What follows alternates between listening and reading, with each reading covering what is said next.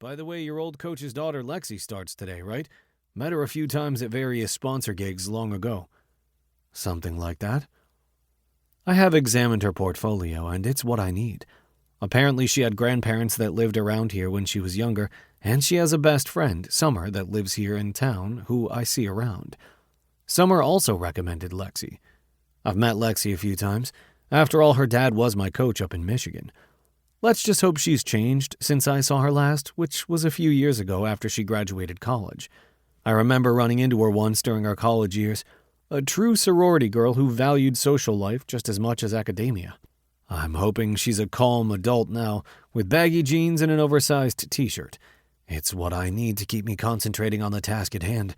I can't afford distractions. Besides, once you leave hockey, the team rules still apply. Stay away from the coach's daughter. Good luck, or rather keep it locked in. See you, buddy. He waves his fingers in the air. I tip my nose up in acknowledgement, and the moment the door shuts, I'm back concentrating on my task. I must lose time, though, because as I'm busy typing away and clicking my mouse, I hear a soft knock on my door. The door cracks open. "Hi, Holden." Lexi's voice sounds chipper, or excited at least. I'm sure she wants to do an excellent job on this massive project ahead. "Hey, Lexi," I say as I glance up from my laptop while I press save on my screen. But the moment my eyes hit the image at the door, I instantly do a double take. Oh no. Nope. Fuck no. I'm cursing to myself inside my head as I attempt to keep my face neutral. Well, wish 1 is a massive failure. Lexi's in jeans, except they're tight, which isn't ideal. Wish 2, a total miss too. She's in a sweater, even a turtleneck, but unfortunately for my dick that suddenly twitched, it's not a baggy shirt. Instead, it highlights her tits and taut body. I didn't even predict her long, dark blonde locks that frame her face. Confidence oozes all around her. She is what I recall, yet with less makeup, which makes her hotter, and now she's older too. Bad. This is bad. She's supposed to be that college kid that I remember when I was in the height of my career and way past the early 20s stage. It seems that she's turned into a woman that turns heads even when dressed perfectly respectably. I swallow and throw on a polite smile.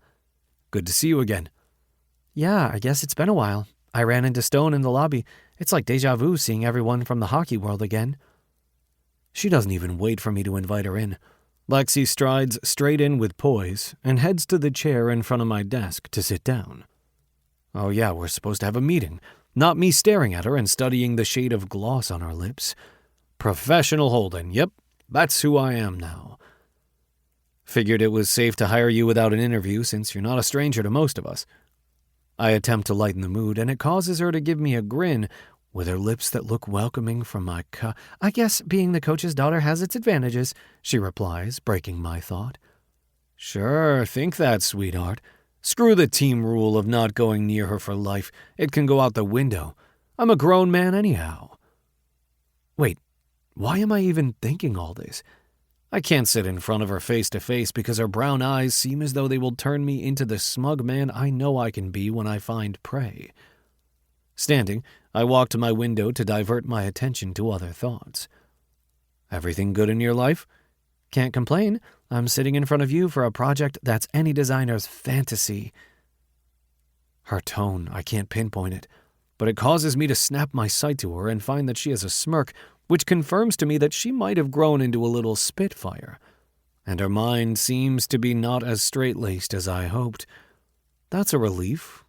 Sort of. Looks like we might have a few shared interests. Taking the high road, I keep my wry smile fixed. "And non-work life?" She folds her hands on top of her thigh, thrown over her opposite knee. "Different to last time you saw me.